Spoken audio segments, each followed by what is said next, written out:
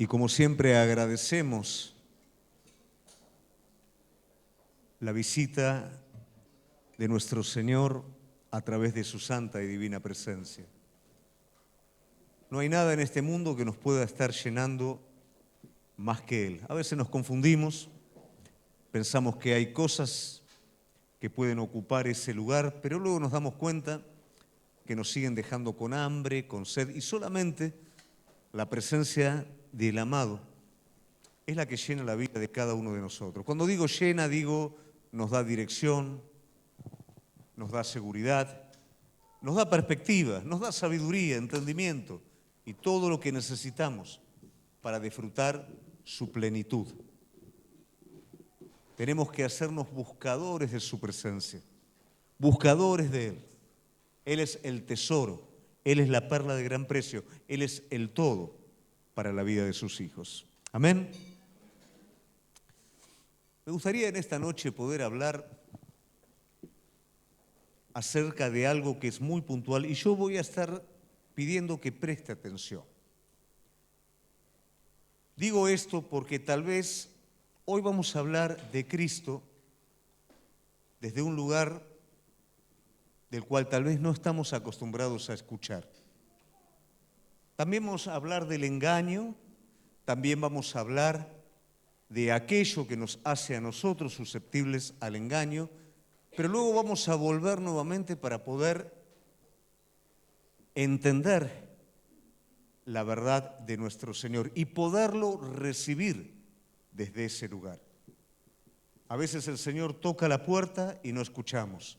A veces se revela y no lo percibimos, porque estamos esperando desde el lugar equivocado. Pero vamos a aprender juntos a buscarlo y esperarlo desde el lugar correcto. Y de esa manera poder disipar cualquier tipo de engaño, cualquier obstáculo que detenga nuestro crecimiento espiritual. Amén. Hoy vamos a hablar entonces acerca de la gloria escondida y vamos a ir a la palabra de Dios que está en Isaías 53, versículo 2. Isaías 53, versículo 2. Y la palabra de Dios dice así: subirá como renuevo delante de él y como raíz de tierra seca. No hay parecer en él, ni hermosura. Le veremos más sin atractivo para que le deseemos. Hasta ahí la palabra de Dios. Hace días viene martillando en mi corazón esta palabra de que lo vamos a ver a Él sin atractivo para que lo deseemos. Qué pocas veces valoramos las cosas sin un atractivo externo. ¿Cuántas veces nos confundimos por juzgar al libro por la tapa, sin comprender cuál es el verdadero contenido?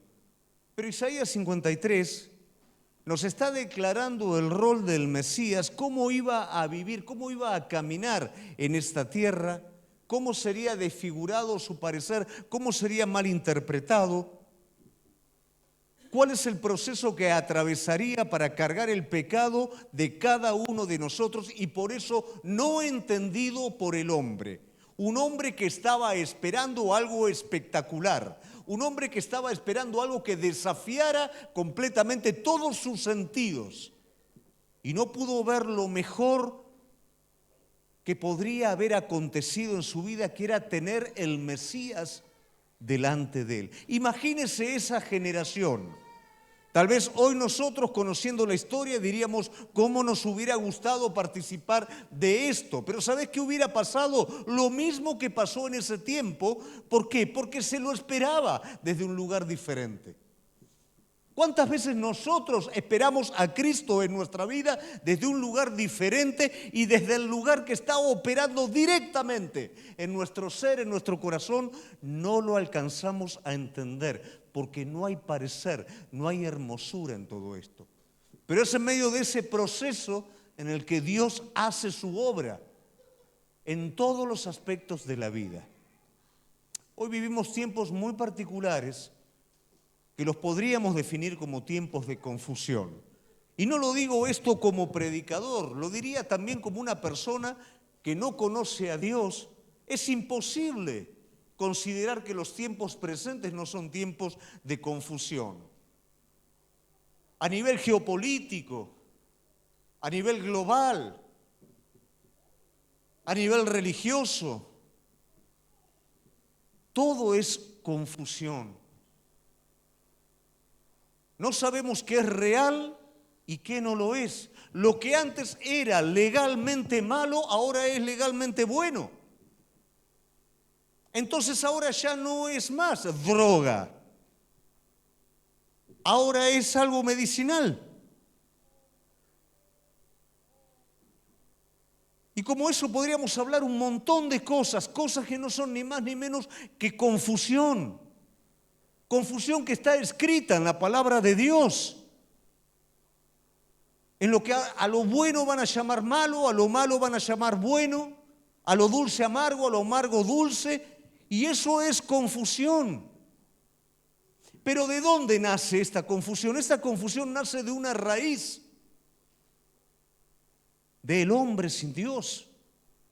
El hombre sin Dios es el que le da forma al sistema de este mundo. Y es confuso porque en lo que hace el hombre no busca ni el favor de Dios ni el bien del semejante, sino que busca su propio provecho. Y esa es la confusión que se genera.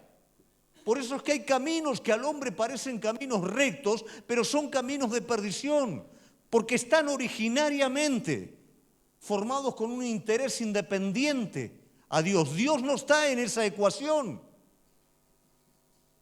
Y si nos remontamos al tiempo, esto no es algo del presente, ha sido algo de siempre.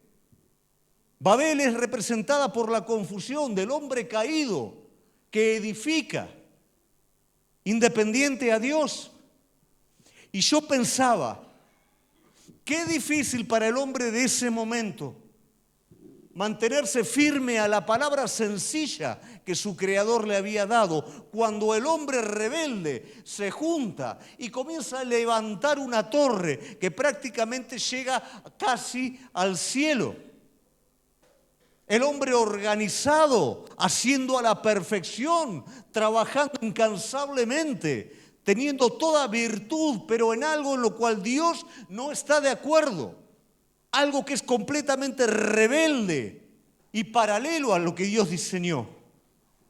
Pero qué difícil para el hombre de esa época que buscaba a Dios y miraba la torre.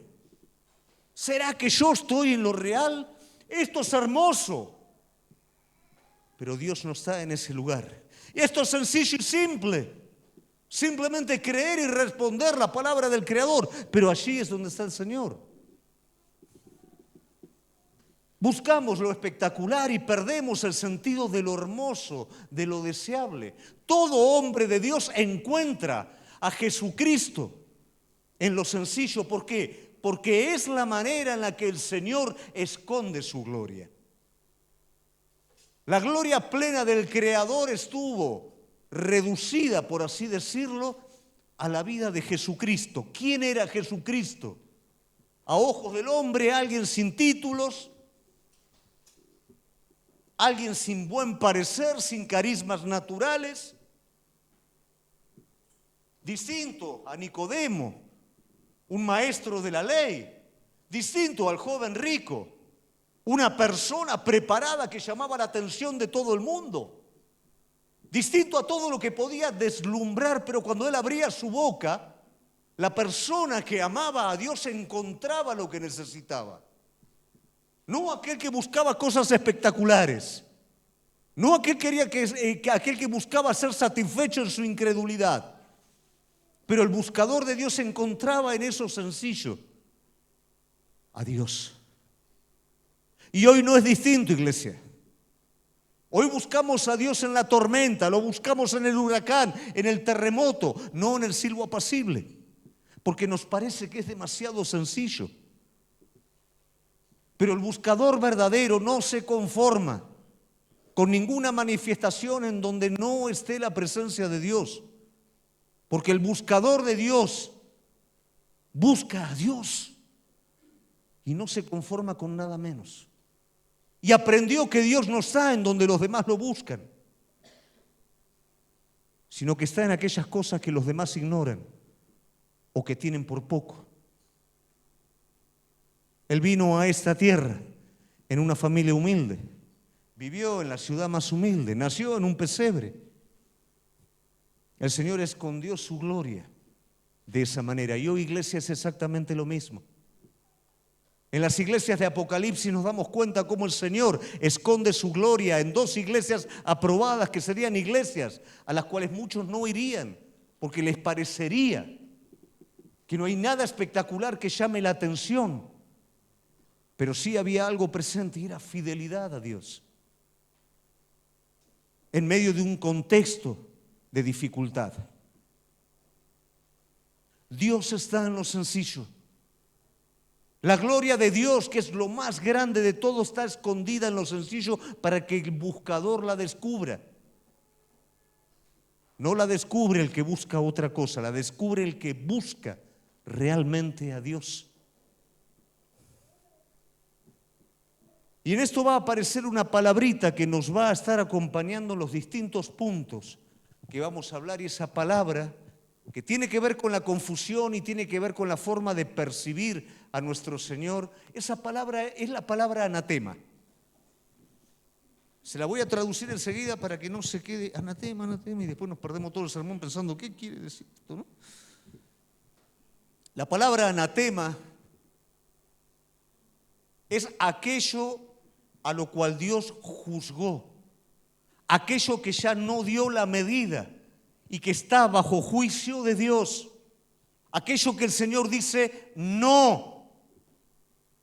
Pero en los tiempos presentes, en donde buscamos lo espectacular, en donde queremos que todos nuestros sentidos sean sacudidos, el anatema suele entrar en la vida de la iglesia y en la vida del Hijo de Dios. Y suele ser retenido y suele ser escondido. Y es lo que impide que vos puedas participar de su presencia. Ese anatema está presente y pasa a ser algo normal y algo natural. Entonces pierdo el sentido de encontrar al deseado en lo sencillo y lo empiezo a buscar en algo que me sacuda. Algo que sacuda mi carne, no algo que penetre en mi interior y me haga entender que no estoy bien, que me haga entender que algo desaprobado de Dios está siendo parte de mi vida, porque no lo quiero dejar, no lo quiero soltar. Entonces necesito otra cosa que me diga estás bien estando mal, y eso sigue siendo confusión. Entonces yo quiero que usted me acompañe para que podamos ver cómo este principio trabaja en la vida de las personas, no solamente en el Antiguo Testamento, sino también en el Nuevo Testamento. Y cómo esta palabra que nosotros leímos finalmente va a ser de alguna manera el antídoto para que el anatema no sea parte de la vida de nadie. Amén. Lo primero que vamos a estar viendo, si querés ponerlo, Gio, vamos a ver el anatema escondida. Después usted búsquelo en su casa, lo puede escribir, pero habla de la toma de Jericó, habla a lo largo de toda la historia de cómo este principio aparece cada vez que el propósito de Dios comienza a desarrollarse. En la toma de Jericó va a pasar algo fantástico.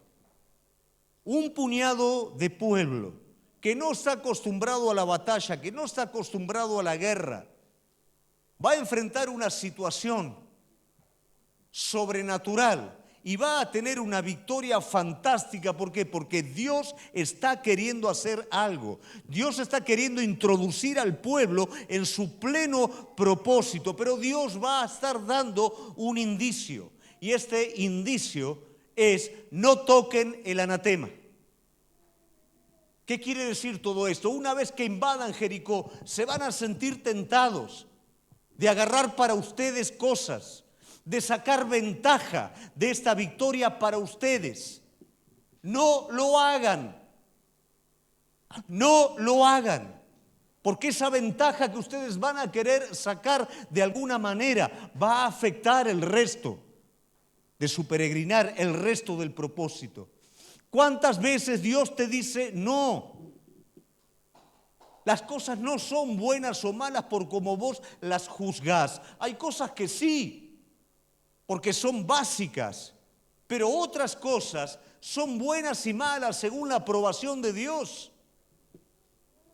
Pero vos las juzgás desde un lugar racional, desde tu propio criterio, ignorando el futuro de tu vida y decís, esto es bueno para mí.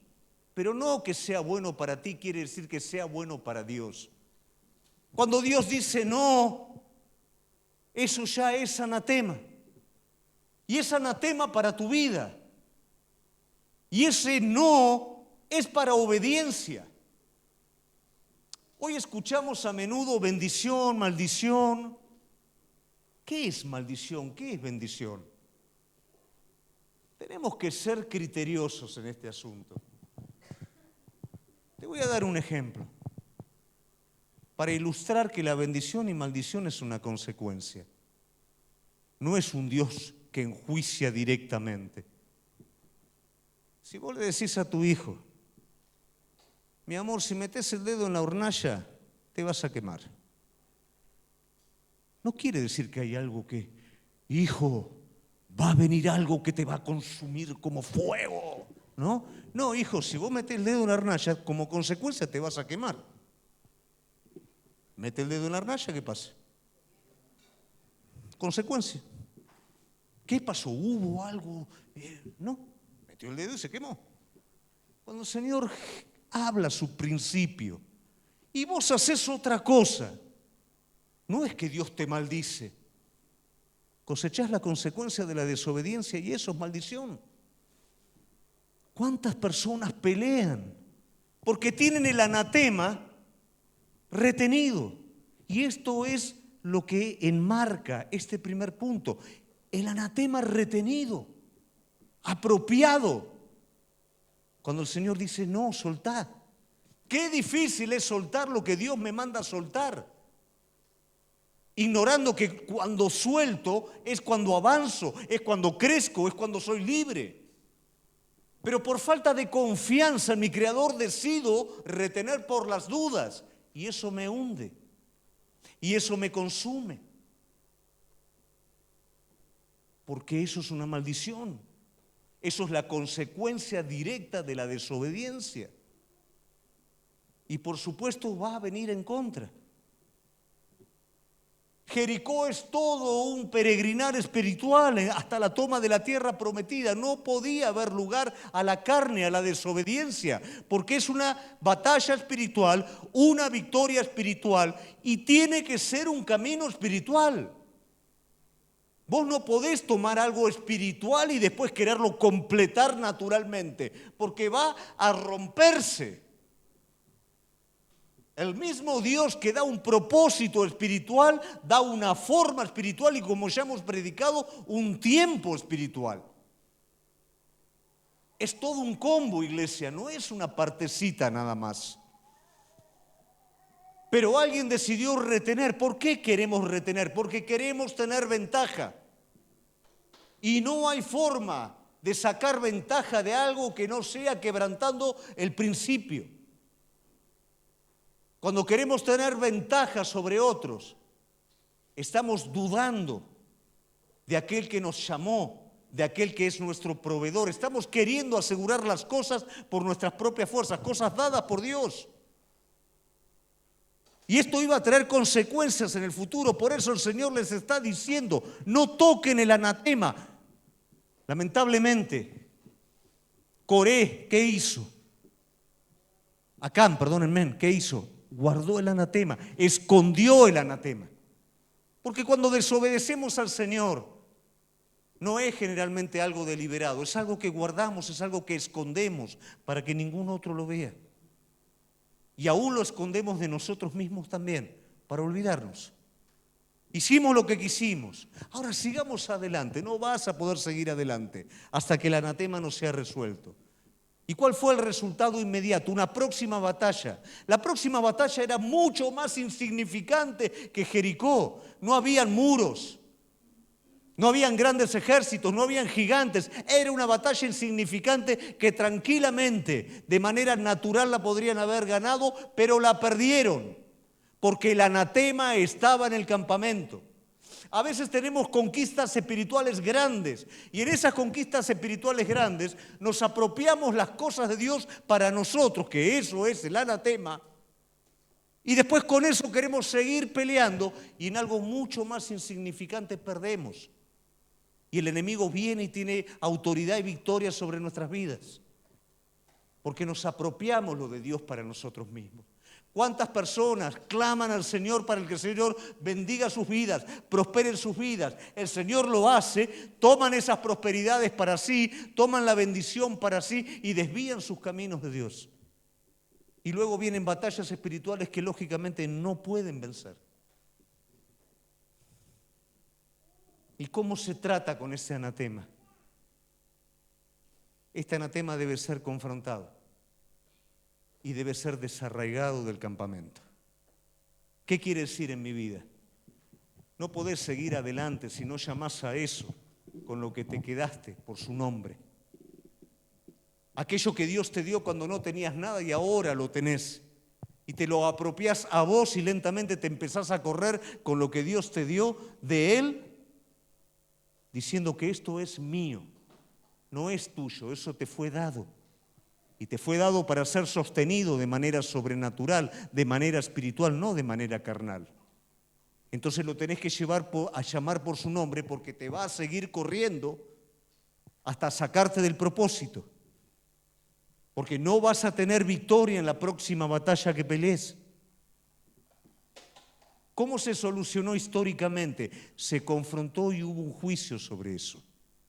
¿Cómo lo confronto yo al anatema? Le pongo su nombre y lo desarraigo de mi corazón. Lo arranco de mi corazón. Lo suelto definitivamente. No juego más con eso. Porque ya me llevó una vez a la derrota. Porque ya me di cuenta que me apropié de algo que no me correspondía. Iglesia, ¿te apropiaste de algo que no te corresponde?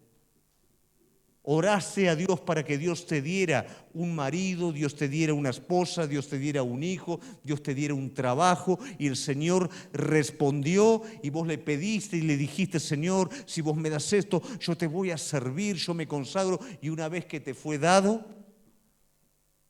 te lo apropiaste para tu propia vida y entraste en la tibieza espiritual. Llámalo por su nombre. Enjuicialo hoy y arrancalo del campamento, arrancalo de tu corazón, porque si no, no vas a poder seguir avanzando. Si no, vas a entrar en una ola de confusión y en esa ola de confusión vas a empezar a buscar lo que no tenés que buscar. Vas a empezar a ir para donde no tenés que ir. Vas a empezar como Jacob una carrera interminable, escapando de vos mismo. Llámalo por su nombre. Y hoy mismo arrancalo. No sé qué puede ser en tu vida, pero soltalo, entregalo, arrancalo de tu vida y volvé de nuevo a la batalla.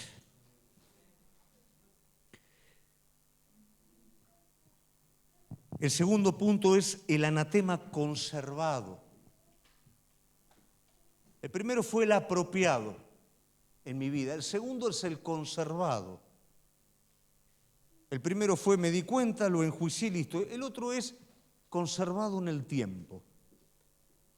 Primera de Samuel capítulo 15. Guardalo, después lo lees en tu casa. Es la historia, lógicamente, de Saúl. Cuando Saúl recibe la orden de aniquilar completamente a Amalek. Hay direcciones de Dios para nuestras vidas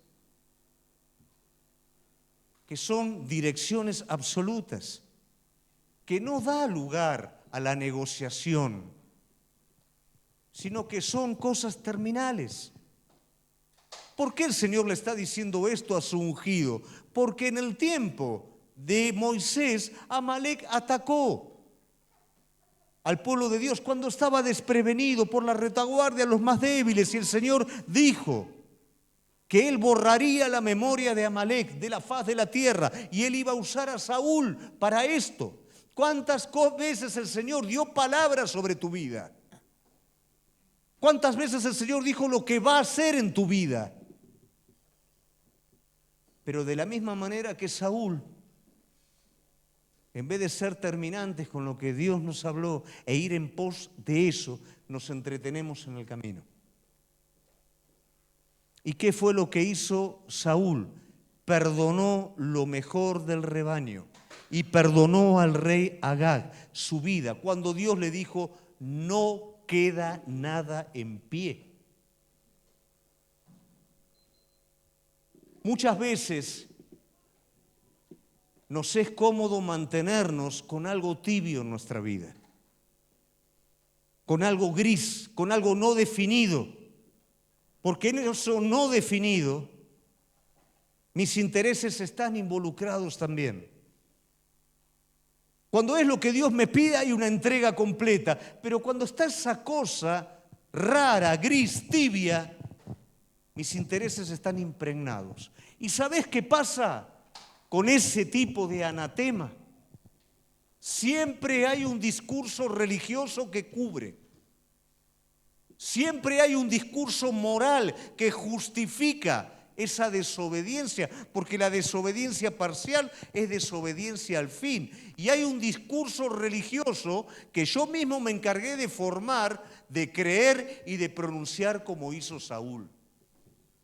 Guardamos lo mejor del rebaño para darle sacrificio a Dios. Entonces Samuel va a decirle a él, ¿quién te dijo esto? ¿Quién te dijo que Dios se agrada con lo mejor del rebaño? Dios se agrada con la obediencia, no con lo que vos le querés dar, porque lo que vos querés darle lleva incluido tus intereses propios. No es que somos tan buenos que nos equivocamos y lo hacemos completamente para Dios. No, mentira, llevan tus intereses propios. Y nosotros somos artistas en meter nuestros intereses propios en medio de la dirección y de la guía de Dios. Lamentablemente esto le costaría la vida a Saúl. Lo llevaría a una declinación. La unción se apartaría de él. Pero la realidad es que él hizo todo eso no por Dios, lo hizo por él mismo. Lo hizo porque tenía miedo que el pueblo lo rechazara. ¿Cuántas veces, por ser obediente a Dios, tenemos temor del hombre, temor de la desaprobación de las personas, cuando Dios nos está llamando a ser radicales con Él? ¿Cuántas veces tenemos temor que o perder personas, o que las personas nos quiten algo, nos saquen algo querido? Entonces negociamos en esa cosa gris. Pero iglesia, cuando Dios nos manda a algo, cuando Dios nos está guiando en una dirección, vas a ganar lo que tenés que ganar y vas a perder lo que tenés que perder. Lo que vas a perder no lo necesitas, sí lo que vas a ganar. Pero cuando vos retenés, cuando vos negociás, cuando vos mezclás lo tuyo con lo otro, lo terminás perdiendo todo. Cuidado con el argumento religioso, porque cuando estoy bien delante de Dios, escucho la voz del Espíritu Santo y respondo. Cuando no estoy bien delante de Dios, tomo la letra y la llevo para el lado que me conviene a mí.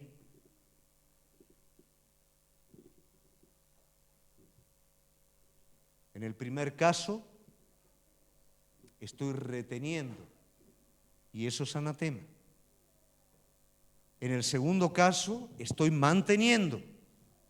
A veces mantenemos años la obediencia a medias, años la falta de consagración completa, años la media santidad, años esa negociación gris, tibia, que no nos damos cuenta, pero que nos está matando espiritualmente, nos está robando la vida. Entonces no vamos a poder ver la gloria de Dios. en un recipiente humilde. No vamos a gustar de Cristo en la sencillez. Vamos a necesitar sensaciones que nos desafíen, que toquen nuestra parte natural, nuestra carne.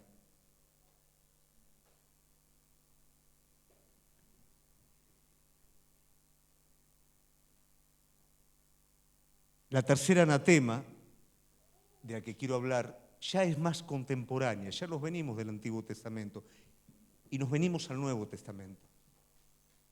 Y es el anatema de un evangelio diferente, del cual Pablo diría otro evangelio. Eso lo tenemos en Gálatas 1, 6 al 9. Pablo va a hacer mención de que había personas que estaban predicando otro evangelio. ¿Quiénes eran esas personas? Eran maestros judaizantes que querían agregarle a lo que ya Dios había hecho, terminado y finalizado, lo suyo. Eso era lo que el Señor, o mejor dicho, lo que Pablo está denunciando. Querida iglesia, al Evangelio de Jesucristo no le tenemos que agregar nada. Ya está. Y todavía no podemos entender la profundidad del Evangelio, no solamente para salvación, sino para crecimiento en gracia de nuestras vidas. Imagínense una persona como Pablo, si tenía palabras para regalar, pero Pablo saca todo eso de encima y predica el Evangelio como corresponde. El Evangelio es que Cristo vino a este mundo, pagó por el pecado del hombre para que el hombre ya no viva más para sí, sino para aquel que lo salvó. Esa era la predicación de Pablo. Él podía ilustrar, él podía hacer un montón de cosas con las palabrerías que tenía. Pero él dijo, me propuse no saber más nada que no sea Cristo y este crucificado. ¿Y sabes qué pasa con eso? Ese mensaje no era lindo de parecer, pero contenía el poder de lo alto. Y el buscador encontraba y encuentra hoy lo que necesita. Hoy creemos como iglesia que si a la gente le damos comodidad, que si a la gente le damos un montón de cosas, con eso va a estar bien. Y déjame decirte que lo único que hacemos de esa manera es engañar y malcriar a las personas. Cuando predicamos el Evangelio con la unción del Espíritu Santo, algo pasa adentro. Y ¿sabes una cosa? Eso es lo verdadero. Que la persona sea salvada, sea renovada, sea regenerada, eso es lo bueno, eso es lo verdadero. Mantener personas entretenidas durante años sin que haya un cambio en sus vidas, eso no es el Evangelio de Cristo. Eso es otro evangelio. Pero ¿sabes qué pasa con el anatema? El anatema hace que busquemos otro evangelio. Porque el anatema guarda una iniquidad en nuestra vida. Amor al dinero. Vayamos detrás del evangelio de la prosperidad. Amor a lo grande. Vayamos detrás de las conquistas y de las multiplicaciones. Cuando hay alguna iniquidad, voy a encontrar un evangelio torcido que es anatema, que acaricie mi iniquidad. Porque el evangelio verdadero me va a denunciar que mi iniquidad no está bien y que me tengo que arrepentir y no lo quiero. Entonces voy a buscar otro evangelio. Y eso es lo que hoy, iglesia, estamos viviendo. ¿Cuál es el evangelio que estás buscando? ¿Es un evangelio que te diga seguí adelante con tu error sin resolver? ¿Es un evangelio que te diga aunque estás pecando Dios te está bendiciendo? ¿Es un evangelio que te dice arregla el problema mañana mientras sos más bendecido? ¿Ese es el evangelio que estás buscando? El evangelio de señales sin cambio, de sensaciones sin autenticidad de las cosas. Ese es el evangelio que buscamos. Bueno, Pablo dice, ese evangelio es anatema, está debajo de juicio. Iglesia, lo tenemos que entender esto. No es tiempo de jugar. Los tiempos de confusión que hoy estamos viviendo están ameritando determinación de nuestra vida, definición de nuestra vida. No funciona lo tibio. Lo tibio no es respetado ni por la iglesia, ni es respetado por el mundo, no es respetado por nadie. La definición tal vez va a traer conflictos, pero finalmente va a ser respetada. Pero vos sos el que toma la decisión. Vos sos el que se tiene que identificar. Siempre, y no me canso de decirlo, lo que una persona me dijo una vez. Yo no creo en lo que ustedes creen, pero si yo creyera en lo que ustedes creen, yo vendo todo lo que tengo, largo todo lo que tengo y me aboco al 100% a eso. Mirá lo que dice una persona que no conoce. Y mirá lo que hacemos nosotros cuando conocemos. Damos la sobra, estamos con el hasta ahí. Hacemos un poquito y queremos mucho. Queremos las cosas instantáneamente cuando nosotros ni siquiera tenemos tiempo para el Señor. Un evangelio que acaricia y que permite eso es un evangelio que está bajo juicio. Pero el evangelio que perdona al pecador, que bajo la gracia de Dios te justifica, pese a cada una de tus debilidades, que podés acudir al trono de la gracia para el oportuno socorro en cada momento de tu vida, que si te equivocás, pecaste y te arrepentís, automáticamente sos lavado de todos tus pecados, que podés recurrir a Él tranquilamente para los desafíos que hay por delante, porque Él dijo, yo estaré a tu lado en cada momento, mi espíritu estará contigo. Ese es el evangelio que hemos creído. Ese es el evangelio que nos define. En ese evangelio no hay anatema. Pero el evangelio que acaricia la iniquidad y vos te sentís cómodo porque tu punto no resuelto no es tocado, ese evangelio está bajo maldición. Amén. Finalmente, vamos a la solución del asunto. ¿Cómo resolvemos el problema? Y vamos a volver a Isaías 53. Cuando leía Isaías 53, no podía dejar de pensar, Señor, ¿cómo estamos tan lejos de entender tu ejemplo? ¿Cómo podemos hacer para abrazar modelos tan paralelos a tu persona? No había en él carisma. No había en él atractivo alguno, pero era deseado por aquellos que buscaban a Dios. Una visión tal de Jesucristo es la que me va a librar a mí del anatema. Cuando yo entienda que Cristo no está en sensaciones carnales, en estímulos externos, sino que Cristo está cercano de todo aquel que le busca y le busca de verdad, que no necesitamos cosas, necesitamos espíritu. No necesitamos hombres carismáticos, mujeres carismáticas. Vidas entregadas son necesarias y Él se mueve allí. Cuando nosotros entendemos esto, el anatema no tiene lugar en nuestra vida, porque la visión correcta de Jesucristo es la que nos llena. Ya no hay lugar para el anatema, no hay lugar para retenerlo, porque esa es la visión correcta que nos llena. Considerar la persona del siervo sufriente, considerar la persona y el ejemplo de aquel que fue una voz que clamaba en el desierto. Tal el mensajero, tal el Mesías. El hombre más importante de los hombres naturales. El ministerio más relevante de todos los tiempos, el de Juan el Bautista. ¿Y qué era Juan el Bautista? Una voz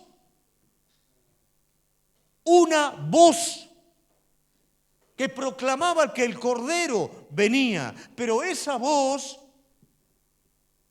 estaba desprolija, con una barba más larga que la mía. Sus pelos largos, no como los míos. Vestido de piel de camello, comiendo grillos. No la langosta que usted ve ahí, no, esa no. la otra langosta. En el desierto, no en lugares especiales. Entonces Jesús dice, ¿qué vinieron a ver? Las personas que visten de manera especial, ellos están en palacios, ellos están en otros lugares. Pero Juan es el profeta más grande que se levantó entre todos los hombres. Y su imagen de loco, excéntrico, desprolijo, en el desierto, hacía que Juan no tuviera que hacer propagandas. Esta noche predica en la sinagoga el gran profeta Juan. No lo necesitaba. La gente iba al desierto a buscarlo a él. No había parecer igual que en Cristo, no había nada hermoso en él, pero había unción del Espíritu Santo. Y las personas deseaban escuchar eso. ¿Quiénes iban? Publicanos, pecadores, soldados romanos, a escuchar ese mensaje de una persona que no era carismática, no tenía nada lindo, pero estaba lleno del Espíritu Santo de Dios. Y eso es lo que hoy tenemos que discernir y buscar, iglesia. Buscamos sensaciones, porque el anatema está arraigado. Desprendete del anatema, enjuiciá el anatema, sacátelo de encima y te vas a dar cuenta que tu corazón busca lo verdadero. Que tu corazón busca a ese Cristo, que aunque no haya grandes cosas espectaculares, su presencia es suficiente para satisfacer tu corazón. Que quiere servir a Dios como un Juan, desprovisto de lo externo, pero lleno de la unción del Espíritu Santo. Y el desafío nuestro, iglesia, ¿cuál es nuestro desafío? Entender que somos barro, pero hay oro en nuestra vida. Entender que el Señor puso lo más valioso en recipientes de barro, lo puso en su Hijo, lo puso en Juan y lo pone en vos también como barro. Pero cuidado, porque a veces nos es incómodo vivir con oro y barro. A veces queremos mostrar el oro. A veces queremos que el vaso también sea de oro. A veces queremos disfrazar el barro porque si no, no van a ver bien quién soy yo. ¿Quién somos, iglesia? Un recipiente del Altísimo. Y ese barro es trabajado, es tratado. A veces tiene que ser roto y hecho de nuevo, pero nunca pierde su contenido, que es el oro de lo alto. Y eso es lo que somos nosotros. Entonces, en estos tiempos de confusión, en estos tiempos, querida iglesia, en donde el anatema muchas veces ha sido parte ya de muchos miembros del cuerpo de Cristo. Un anatema conservado, un anatema retenido, un anatema en la predicación de la palabra de Dios en el Evangelio.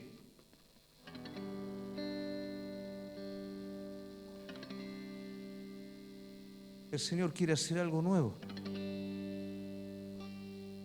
El Señor quiere despojarte definitivamente de que lo quieras encontrar en el terremoto, en el viento, porque su presencia no está allí. Su presencia está en el silbo apacible. Él está queriendo darte vino nuevo. Pero ¿sabes qué pasa con el vino nuevo? Se tiene que terminar el vino viejo. El vino viejo es lo mejor que el hombre puede dar. El buen vino era guardado para el último momento. Mejor dicho, era dado al principio. Pero a esta gente se le acabó el vino. Y a veces tiene que acabarse el vino para que lo nuevo que viene del Señor fluya en nuestra vida. Ese vino nuevo, ese buen vino es producto del trabajo del hombre, de viñedos selectos, de vasijas preparadas, toneles, ordes preparados. Pero cuando Jesús trajo el vino nuevo, utilizó tinajas de purificación. No estaban destinadas para vino. Usó agua. Ofrecerle a algún borrachín un vaso de agua, te lo tira por la cabeza. Es todo lo contrario de lo que quiere. Pero eso fue lo que usó el Señor para sacar un vino como nunca antes había probado el hombre. El buen vino del Señor viene a nuestras vidas cuando termina lo mejor de nuestro vino. Hoy estamos necesitando el silbo, no lo espectacular. Hoy estamos necesitando la vid, no el buen vino del hombre. Lo estamos necesitando sobre nuestra vida, iglesia, porque este mundo lo está necesitando también. Y salvo que esté presente en tu vida, vos le vas a dar al hombre un anatema. Pero si esto está presente para tu vida, vos le vas a llevar al hombre la voz de Dios, el silbo del Espíritu Santo, la vid verdadera. Lo único que puede saciar el corazón del hombre. Hoy vivimos tiempos de confusión, pero eso yo ya lo sé. Mi pregunta es, en medio de esta confusión, ¿cómo estás vos? ¿Hay anatema en tu campamento? ¿Hay anatema sostenido? Porque vivimos una vida a media. ¿Hay un evangelio mal interpretado que toca lo que sí quiero que toque y no toca lo que no quiero que toque? Hay un ejemplo, el siervo sufriente. Hay un ejemplo, la voz que clama en el desierto. Hay un estado, sos barro con divinidad en tu corazón. Es tiempo de sacar cualquier anatema que esté presente y de vivir como Cristo nos llamó a vivir y dar todo lo que ya te fue dado, dar el silbo apacible y dar la vid verdadera. Te invito a ponerte de pie, iglesia.